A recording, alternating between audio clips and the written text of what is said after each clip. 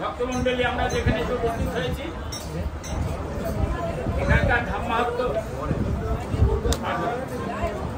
স্বতন্ত্র ঈশ্বর নিতাই তবে ভক্ত সঙ্গতে চলিল চলে।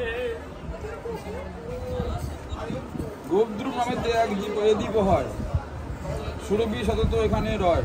এখান থেকে গাদিগাছা গ্রামে পৌঁছিল আসি, তথায় আসিয়া কহিল হাসি, গোপদ্রুপ নামেতে এই দ্বীপ হয়, সুরভি সতত এখানে রয়। কৃষ্ণ মায়া বসে দেবেন্দ্র যবে, ভাষায় গোকুল নিজ গৌরবে। গিরি ধরিয়া হরি রক্ষিল গোকুল যতন করি, ইন্দ্র দর্প চূর্ণ হইলে পর, সচিপতি চিরে সারঙ্গ ধর। বিজয় অপরাধ মার্জন করে, পড়িল কৃষ্ণের চরণ ধরে। গৌর প্রেমানন্দে দয়ার সমুদ্র নন্দ তলায়, ক্ষমিল ইন্দ্রে দিল অভয়, তথাপি ইন্দ্রের রহিল ভয়, সুরভি নিকটে তখন কয়, কৃষ্ণ লীলা মই বুঝিতে নারী, অপরাধ মম হইল ভারী। শুনেছি কলিতে ব্রজেন্দ্র সুত, পুরিবে নদিয়া লীলায় অদ্ভুত। আছে সে সময় মোহিত হব, অপরাধী পুনঃ হয়ে রহিব। তুমি তো সুরভি সকলই জানো, করো এখন তাহার বিধান। সুরভি বলিল চল যাই, নবদ্বীপ ধামে ভজি নিতাই। দেবেন্দ্র সুরভি হেতায় আসি, গৌরাঙ্গ ভজন করিল বসি। গৌরাঙ্গ ভজন সহজয়তি, সহজ তাহার ফল বিতরী। গৌরাঙ্গ বলিয়া ক্রন্দন করে, গৌরাঙ্গ দর্শন হয় সত্তরে। শিবায় অপরূপ রূপ লাবণী, দেখিলে গৌরাঙ্গ প্রতিমা খানি। আর আদো হাসি বরদ রূপ, প্রেমে বদ বদ রসের ভূপ। হাসিয়া বলেন ঠাকুর মোর, জানি না রসনায় আমি তো তোর। অল্পদিন আছে প্রকট কাল, নদিয়া নগরে দেখিবে ভালো। সেই লীলা সময়ে দেখিবে মোরে, মায়া জাল আর না ধরে তারে।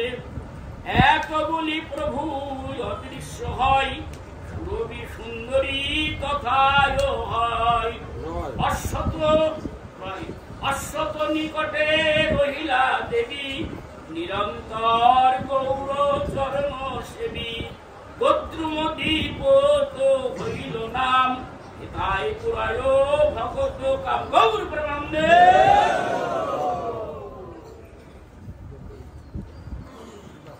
কুঠির বাঁধিয়া ভজে, অনাসে গৌর চরণ মজে। মার্কণ্ডেয় ঋষি এই দ্বীপে প্রভু মর্কণ্ড সুত, প্রলয় আছিল কথা অনুভূত। 7 কল্প আয়ু পেয়েও মার্কণ্ডের মুনি দুঃখ, 7 কল্প আয়ু পাইল মুনি।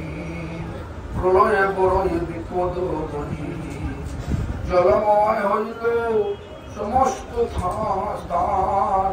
কোথাও বদলিবে করে সন্তান, ভাসিয়া ভাসিয়া চলিয়া যায় কেন হেন করো লইল আয় প্রলয় সময়ে নবদ্বীপ ধাম জলমগ্ন হয়নি 16 ক্রোশ মাত্র নদী আধাম জাগিয়া ভকতে দেয় বিশ্রাম জলের তরঙ্গে ভাসিয়া মুনি অজ্ঞান হইয়া পরে অমনি মার্কণ্ড ঋষির প্রতি মাতা সুরভির কৃপা মহাকৃপা করি সুরভিতায় যতনে মুনিরে হেতায় উঠায় মার্কণ্ড গোত্রম দর্শন মার্কণ্ডের সম্বিদ লভিয়া বিখণ্ড সুত দেখিল গোত্রম দেবদূত শতকোটি ক্রোশ বিস্তার সান নদ নদী শোভা প্রকাশমান তরুলতা কত শোভয় তথা পক্ষীগণ গায় গৌর গাথা যোজন বিস্তার অসত্য সুরভি তথা দর্শন কর ক্ষুধার্ত মার্কণ্ডের মাতা সুরভির কাছে প্রার্থনা ক্ষুধায় আকুল মুনি তখন সুরভি প্রতি বলেন বচন তুমি ভগবতী রাখো প্রাণ দুগ্ধ মোরে করো ত্রাণ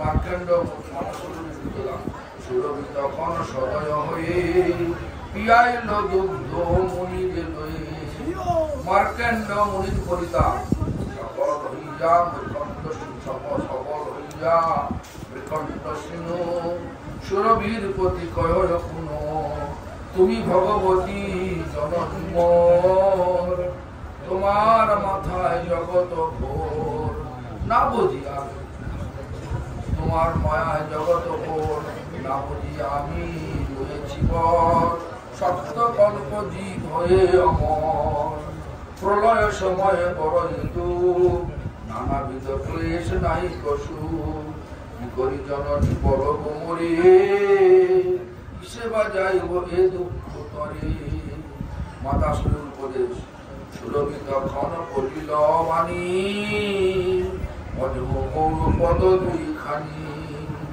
নবদ্বীপ ধামের মহিমা এই নবদ্বীপ প্রকৃতি পার প্রভু নাশ নাই হয় আর চর্মচক সেইয়া ষোড়শ ক্রোশ পরম বৈকুণ্ঠে সদা নির্দোষ অপ্রাকৃত দেশ কাল এখানে জড়মায়া কে বা কেহ নাহি জানে নবদ্বীপে দেখি অপূর্বতী চারিদিকে মেরে বিরজা সতী শতকোটি ক্রোশ প্রত্যেক খণ্ডন মধ্যে মায়াপুর অষ্টদল অষ্টদ্বীপের মান অন্তর্দ্বীপতার তেসর স্থান নবদ্বীপে সর্বতীর্থ দেবতা এবং ঋষিগণের বাস সর্বতীর্থ সর্বদেবতা ঋষি গৌরাঙ্গ হরিতে হেতায় বসি তুমি মার্কেন্দ্র গৌরাঙ্গ পদ আশ্রয় কর জানি সম্পদ অকৈতব ধর্ম আশ্রয় কর ভক্তি মুক্তি বাঞ্ছা সুদূরে ধরো গৌর হরির ভজনের পর গৌরাঙ্গ ভজন আশ্রয় বলে মধুর প্রেম তো লোভিবে ফলে ভক্তি প্রাপ্ত সাধকের অবস্থা সেই প্রেম যবে হৃদয় বসে ভাষায় বিলাস কলার রসে ব্রজে রাধা পদম আশ্রয় হয় যুগল সেতায় মানস সেবাতে অতুলনীয় সুখ সেবার সুখ তো অতুল জ্ঞান অভেদ নির্বাণে অপার্থ জ্ঞান মার্কণ্ডের সে জিজ্ঞাসা সুরভি বচন শুনিয়া মনি করজোর করি বলে অমনি শ্রীগৌর চরণ ঘটিব যাবে আমার অদিষ্ট কোথায় রবে মাতা সুরের উত্তর সুরভি কহিল সিদ্ধান্ত সার শ্রী গৌর ভজনে নাহি বিচার শ্রী গৌর বলিয়া ডাকিবে যাবে সমস্ত কর্ম বিনাশ হবে কিছু নাহি রবে বিপাক আর বুঝিবে তোমার ভব সংসার কর্ম কানে একা গানের ফল খুঁজিবে সমূলে হয়ে বিকল তুলিত মজিবে গৌরাঙ্গ রসে ভজিবে তাহার এ দীপ বসে মার্কেন্ড শুনি আনন্দে ভাসে গৌর বলি কাঁদে তখন হাসে এই দেখো অপূর্ব স্থান মার্কেন্ড যথা পাইল প্রাণ গৌরাঙ্গ মহিমা নিতায় মুখে শুনি জীব ভাসে পরম সুখে সেই স্থানে সেই দিন যাপন করি মধ্য চলে বলিয়া হরি অন্তকারে সেরূপ অভীষ্ট প্রার্থনা নিতাই জাহ্নবা চরণ সার জানিয়া ভক্তি বিনোদ ছাড় নিতাই আদেশ মস্তকে ধরে নদিয়া মহিমা বর্ণন করে গৌর পরমানন্দে হরে কৃষ্ণ হরে কৃষ্ণ কৃষ্ণ কৃষ্ণ হরে হরে হরে রাম হরে Ram Ram Ram Hare Hare I hope you understand where we are now. Godrum Dev. Godrum is representing Kirtan, means congregational chanting. Congregational chanting representing. Here if you chant, then you can be easily delivered. Chant the name of Gaurango, Gaurango, Gaurango, Gaurango. And all the sinful reaction will completely destroy. So, when Indra had doubt that Nandanandan Krishna really Supreme Lord or not, out of doubt, when Narad Muni explained that Nanda Maharaj's son Krishna, what Brajagopis, all the residents of Vrindavan, they used to worship you for getting rain, but they stopped the rain. They stopped your worshipping. They stop your worshipping. So, do something. Indra, that time, he thought, Nanda Maharaj, son Krishna is not supreme. I am king of heaven. I am supreme. So I will take revenge. In order to get revenge, Indra came with huge storm, Swati star, like a rain, like a elephant tongue, how they are swallowing others, and that way is swallowing. A thunderbolt, but Supreme Lord arranged everything accordingly.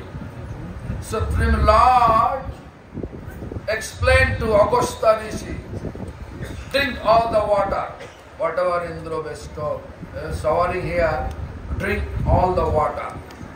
And let me lift up the Govardhan hill and invite everyone, they should stay under the Govardhan hill, then they will say Indra's thunderbolt not able to affect anything. That way, 7 days Indra, actually Krishna kept everyone.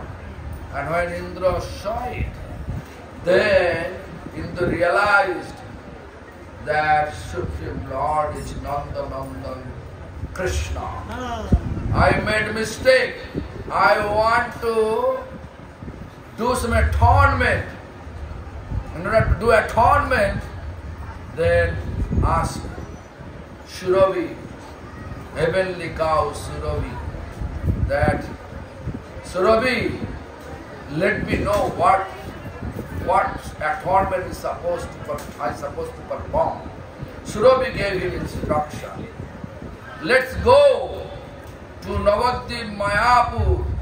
There Supreme Lord in Kali Yuga appear with magnanimous form, and he will bestow his divine love without discrimination between gender, caste, creed. So let us go. After that, Surabhi, Indra, everybody, they came and they are under one people tree, Ashwatha tree. Go means cow, Dhruv means tree, the tree, people tree. Under the people tree, they are meditating the Gaurango, Gaurango, Gaurango. Gauranga appeared. Then Indra left. Then Surabhi here. Then the devastation appeared. Devastation, huge. Then the devastation period. Markandeya Rishi, he got the 7 kalpa duration of life. 1 kalpa means 7 days of Brahma. 7 days of Brahma. 1 day of Brahma means what? 994 Chaturjug. Because 14, because of this 71 Chaturjug means 1 Manvantar, 14 Manvantar means 1 Brahma's day. So 71 times 14 means 994 Chaturjug, Divyajug, times 7. Just look, how many years? So Markandeya is floating on the water, so much water, but he got unconscious. Surabhi saw it. You know, there is a special mercy of Lord Gaurango that any devastation, Navadvip will not be flooded. So that Surabhi saw and bring the Markandeya Rishi. Then when Markandeya Rishi become really weak, and he says, please give me your milk and save my life. Then Surabhi gave her milk, and then Markandeya Rishi get strength, potency, strength. Then what happened? Markandeya Rishi said, this is my mistake. I beg my duration of life is 7 kalpa. So how can I get rid from this type of boon of Lord? Please tell me. Then Surabhi gave instruction to Markandeya Rishi that pray to hear Gaurango, Gaurango, Gaurango. And all your obstacles will pass away. Bas, finish. Then, actually, after that, Markandeya Rishi, Surabhi, actually here they perform the bhajan, and then under the people tree.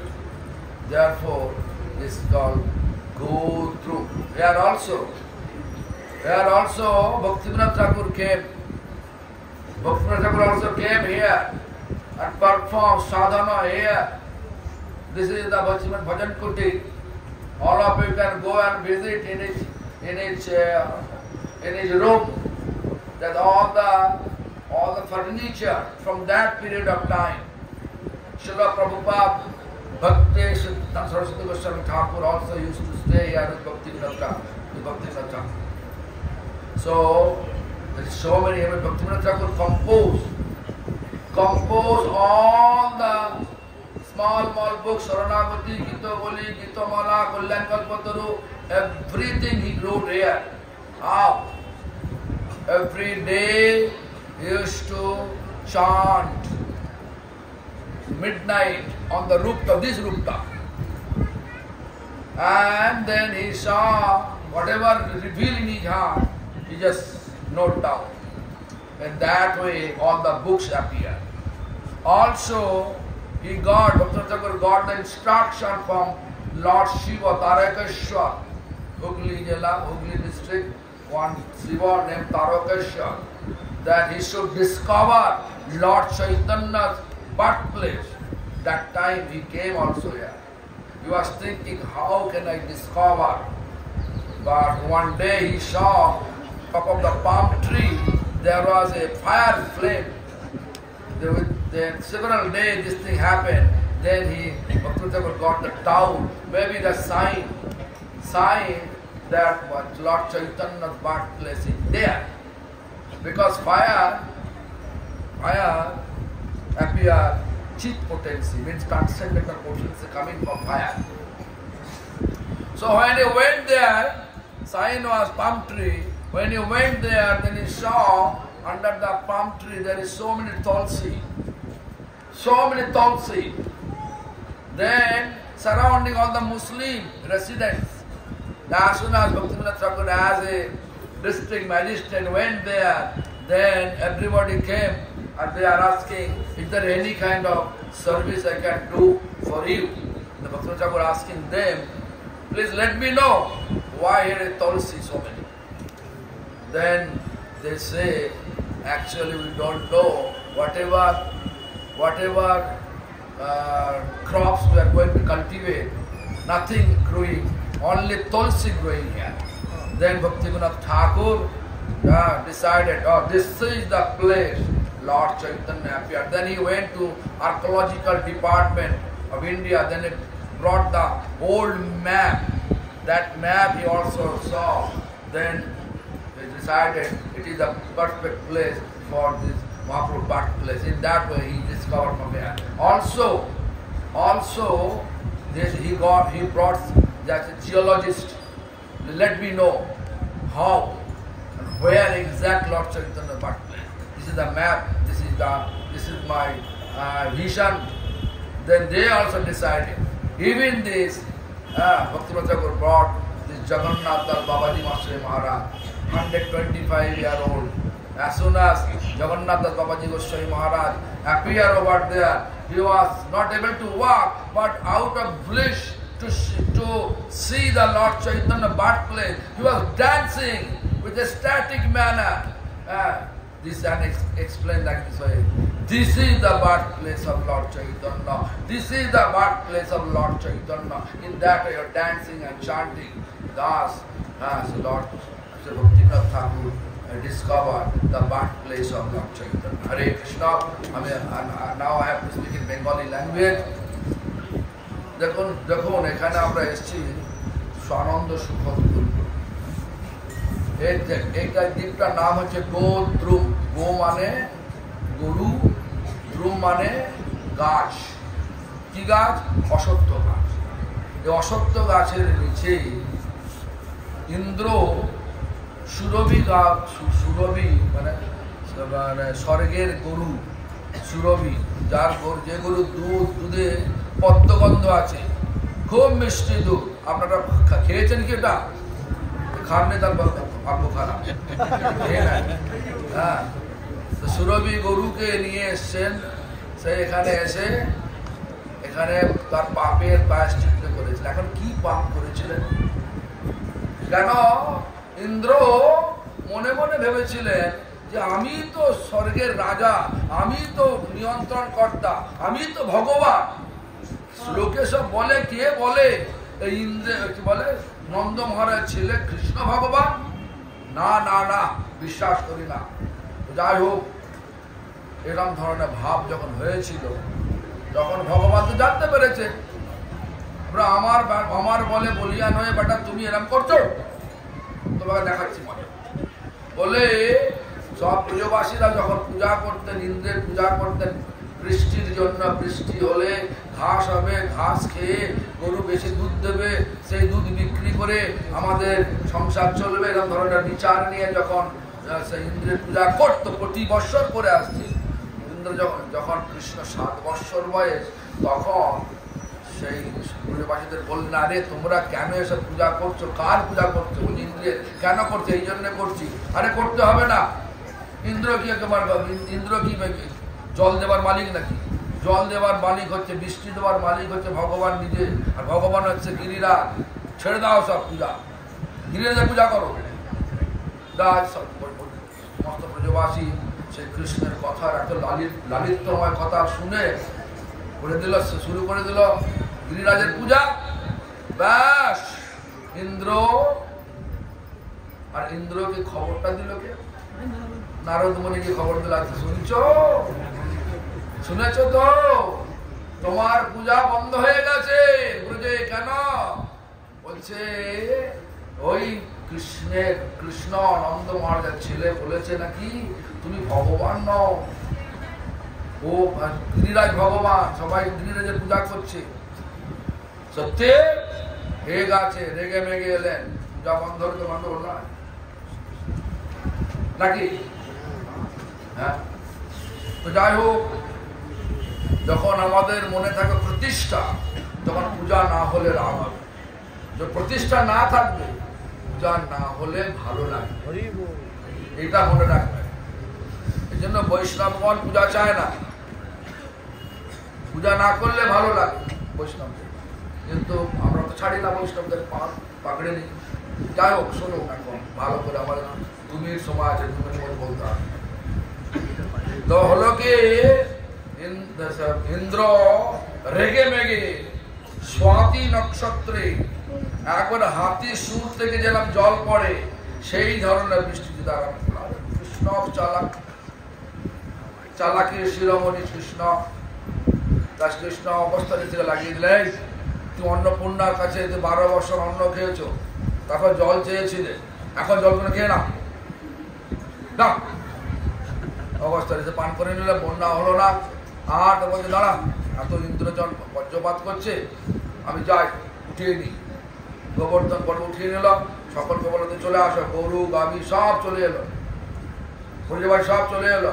7 দিন বজ্রপাত করেও সব কেউ যখন কিছু হলো না, বন্যা হলো না, তখন ইন্দ্র বুঝতে পারলো সত্যি তো নন্দ মহারাজ ছিলেন কৃষ্ণ ভগবান, আমি তো ভুল করেছি। তখন এসে ক্ষমা চাইলেন, ভগবান তো দয়াময়, দয়া করলেন। কিন্তু মনে মনে ইন্দ্র শান্তি পাচ্ছিলেন না, তিনি মনে মনে বিচার করলেন, আমি তো পাপ করেছি, পাপের প্রায়শ্চিত্ত চাই। প্রায়শ্চিত্ত কিভাবে করব? তখন সুরভি গাভীকে, সুরভি তার স্বর্গের গাভী সুরভিকে জিজ্ঞাসা করলেন কিভাবে পাপ স্খলন হওয়া যায়। সুরভি বলল, চলো মায়াপুরে গোদ্রুম দ্বীপে আমরা যাই, সেখানে গৌরাঙ্গে সাধনা করব। গৌরাঙ্গ গৌরাঙ্গ বলে সাধনা করলেন, আর সঙ্গে সঙ্গে গৌরাঙ্গের দর্শন মিলল, সব দোষ কেটে গেল। আর সেই ইন্দ্র তখন চলে গেল, সুরভি লোক চালতে পারলেন না, তখন ছিলেন। তারপরে প্রলয় এলো, প্রলয়েতে একদম জলে সব ভেসে যাচ্ছে। কিন্তু নবদ্বীপের একটা মহিমা আছে, এখানে প্রলয়কালে জল আসবে না। সুরভি এখানে রয়েছে, দেখতে পেল এক ঋষি ভেসে ভেসে যাচ্ছে, এরা মার্কেন্ডেয় ঋষি। তিনি 7 কল্পে আয়ু চেয়েছিলেন ভগবানের কাছে, পেলেন। পেয়ে কি হলো, এখন সে ভুগছে। 7 কল্প আয়ু নিয়ে আমি কি দোষ করেছি, আমার মামার শরীরও যাচ্ছে না, এই প্রলয়কালে কষ্ট হচ্ছে। যাই হোক, সেই সুরভি তখন সে মার্কেন্ডেয় ঋষিকে নিয়ে এসে শুশ্রূষা করলেন। মার্কেন্ডেয় সুস্থ হলো।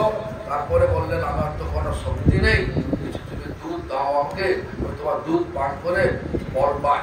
আমরা বল পাওয়ার পরে তখন সেই মার্কেন্ড ঋষি বললো আমি তো খুব গন্ডগোল করে ফেলেছি, ভগবানের সংকল্প আয়োজিত কাটার উপায় কি আছে?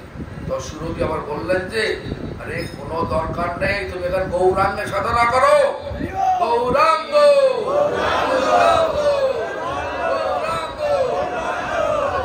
বলো, বললে কি হবে না এই সমস্ত দোষ কেটে যাবে, কেটে গিয়ে তুমি সাধারণ জীবন পাবে। যাই হোক, এইভাবে মার্কেন্ড ঋষি এসেছিলেন। সমস্ত ঋষিরা এখানে তপস্যা করে, জানবেন কেন? এমনই একটা ভগবানের অবতার, কৃপার অবতার, করুণার অবতার, যা সে সবাই সে করুণা নেবার জন্য এখানে তপস্যা করছেন। মার্কেন্ড ঋষি তপস্যা করলেন, তারপর আমাদের ভক্তিনাথ ঠাকুর এখানে এলেন। ভক্তিনাথ ঠাকুর এখানে এসে এখানে তপস্যা করলেন। আর এখান থেকেই এখানে কেন এসেছিলেন না তারকেশ্বরের শিবের আদেশ পেয়ে এখানে এসেছিলেন। কেন? তারকেশ্বরের শিব বলেছিলেন এই তুমি আমার আপনার জল ঢালতে এসছো, কিছু হবে না, তো যাও চৈতন্য মহাপ্রভু জন্মস্থান উদ্ধার করো। তখন ভক্তিনাথ ঠাকুর এখানে এসে তপস্যা করেছিলেন। তপস্যা করে এই তপস্যা করলেন, কাজ মানে অফিসে কাজও করতেন, মধ্যরাত্রিতে উঠে এই ছাদের ওপর ঘুরে ঘুরে হরিনাম করতেন। হরিনাম করতে করতে যে সমস্ত অনুভূতিগুলো হতো সেগুলো লিখতেন খাতায়, সেগুলো দিয়ে তৈরি হলো শরণাগতি, গীতবলি, গীতমালা, কল্যাণ কল্পতরু, এই সমস্ত গ্রন্থ তৈরি হলো, জৈব ধর্ম তৈরি হলো, সব কিছু মানে চৈতন্য শিক্ষা তৈরি হলো। তারপরে যখন কিভাবে আমি আমার এই যে শিবের যে আদেশ কিভাবে পালন করব, তখন ওই দেখতে পেলেন একটা তাল গাছের মাথার উপরে আগুনের হলকা উঠছে রাত্রির বেলা পরিণাম করতে করতে। কয়েকদিন হওয়ার পরে তাল গাছ নিশানা ধরে গেলেন, সেখানে দেখলেন তাল গাছের নিচে অনেক তুলসী গাছ হয়ে আছে, আর তার পাশে সব মুসলমান বাড়ি রয়েছে। মুসলমানরা ডিস্ট্রিক্ট ম্যাজিস্ট্রেটকে দেখেই আবার হতভম্ব হয়ে এলেন, বাবু বাবু বাবু কি বলো, কি করতে হবে বলো, কি সেবা করতে পারি বলো। তখন বললো আচ্ছা আমাকে তোমরা বলো এখানে এত তুলসী গাছ কেন? বলছে বাবু আমরা তো অনেক শস্য চাষ করার চেষ্টা করেছিলাম, কিছু হয় না, শুধু তুলসী গাছই হয়। তখন ভক্তিনাথ ঠাকুর ভাবলেন না এইটা হচ্ছে, কেন আগুন হচ্ছে চিৎ শক্তির উৎস, আগুন হচ্ছে চিৎ শক্তির উৎস, এইটাই হতে পারে। তখন চলে গেলেন আর্কিওলজিক্যাল ডিপার্টমেন্ট, প্রত্নতত্ত্ব বিভাগে গিয়ে ভারতে সেখান থেকে পুরানো ম্যাপ নিয়ে এলেন। ম্যাপ নিয়ে দেখতে পেলেন সত্যি করে জিওলজিস্ট নিয়ে এলেন, তাদের তো বলতে গেলেন তারাও এটা বললেন। তারপরে জগন্নাথ বাবুকে নিয়ে এলেন, নিয়ে বললেন যে দেখুন তো এটা চৈতন্যের জন্মভূমি কিনা। তখন জগন্নাথ বাবু তখন বয়স হচ্ছে 125 বছর বয়স, নিজে হাঁটতে পারে না, কিন্তু জন্ম ভক্ত তো সে সঙ্গে সঙ্গে উপলব্ধি করে ফেললো এটাই জন্মভূমি চৈতন্য মহাপ্রভু। বলে নাচতে লাগলেন 125 বছর বয়সে, আনন্দে নাচতে লাগলেন। এইটাই হচ্ছে জগন্নাথ, এইটাই জগন্নাথ মিশ্রের বাড়ি, এটাই চৈতন্য মহাপ্রভু জন্মস্থান। এটা উদ্ধার করেছিলেন এখান থেকে ভক্তিনাথ ঠাকুর। এটা হচ্ছে ভক্তি ভজন কুটির, এখানে সুরভি গাবি, এটাই সানন্দ সুপথ কুঞ্জ, এটাই সুরভি কুঞ্জ। কেন? এর আলাদা কিছু নয়। এখন বিভিন্ন জায়গায় মঠ হয়, সেখানে সব বলে এটা সুরভি কুঞ্জ, এটা এক জায়গায় সব। যাই হোক, হরে কৃষ্ণ। আমরা এগিয়ে যাবে এখন আস্তে আস্তে সুবর্ণ বিহারের দিকে। মাঝখানে দাঁড়াবে একটা আম ফাটায়, সেখানে দাঁড়িয়ে দাঁড়িয়ে কথা হয়ে যাবে, 2 মিনিটে কথা হয়ে যাবে। হরে কৃষ্ণ। চলো গানা